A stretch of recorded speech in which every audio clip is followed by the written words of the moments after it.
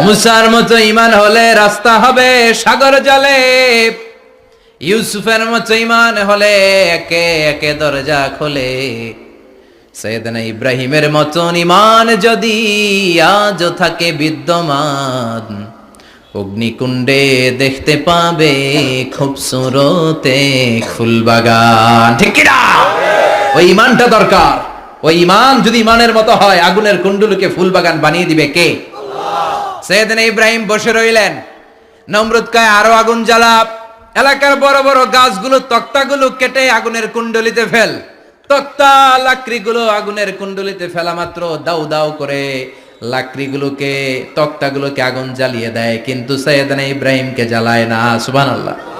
আগুনের মালিক কে? ওই আল্লাহ আজও আছে না নাই?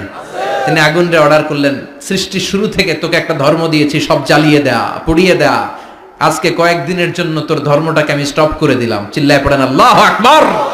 কুলনা ইয়া নারু কুনি বারদান ওয়া সালামান আলা ইব্রাহিম। আল্লাহ বললেন আগুন খবরদার, আমার ইব্রাহিমের গায়ের যেন পশম না পুড়ে যায়, কারণ ইব্রাহিমের সন্তান হবে ইসমাইল, আর ওই ইসমাইলের বংশে আমি পাঠাবো আখিরি জামানার পয়গাম্বর। ইব্রাহিমের জন্য কিছু না হয়, কোন বারদা, ঠান্ডা হয়ে যা। কি হয়ে যা? কিন্তু এত বেশি ঠান্ডা হবি না যাতে ইব্রাহিমের সর্দি না লেগে যায়। সুবহানাল্লাহ কোন? আগুন বলে আপনি বললেন কোন বারদা, ঠান্ডা হ। আবার কোন এত ঠান্ডা হবি না যাতে সর্দি না লাগে। কেমন ঠান্ডা হবো? আল্লাহ বললেন সালামান আলা ইব্রাহিম, সালাম হয়ে যা, শান্তির গুলবাগিচা হয়ে যা, এয়ার কন্ডিশন নাতিশীতোষ্ণ হয়ে যা। চিল্লায় পড়েন আল্লাহু আকবার। 40 দিন ছিলেন এই আগুনের কুণ্ডলিতে, কিচ্ছু হয় নাই। সুবহানাল্লাহ পড়বেন না?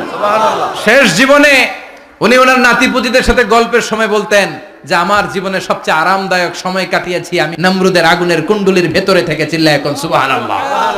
তার মানে পুরো আগুনের কুণ্ডলির গোলবাগিচা বানিয়ে দিয়েছে কে? ওনার জীবনের শ্রেষ্ঠ সময় নাকি এটা, সবচেয়ে আরামসে নাকি কাটিয়েছে এই আগুনের কুণ্ডলির ভেতরে। চিল্লায় পড়েন আল্লাহু আকবার। এবার আল্লাহ ডেকে বলেন নমরুদ অনেক হয়েছে, আর না, অনেক চান্স তোমারে দিছি আমি, অনেক ছাড় দিছি, মাগার ছেড়ে দিব না। আল্লাহ কি দেয়? ছাড় দেয়, ছেড়ে দেয় না। মনে থাকবে? চিল্লায় বলেন তো আল্লাহ কি দেয়? কি দেয় না? নমরুদরে এতক্ষণ ধরে কি দিছে, কিন্তু কি আল্লাহ ছেড়ে দিবে? কথা বলেন।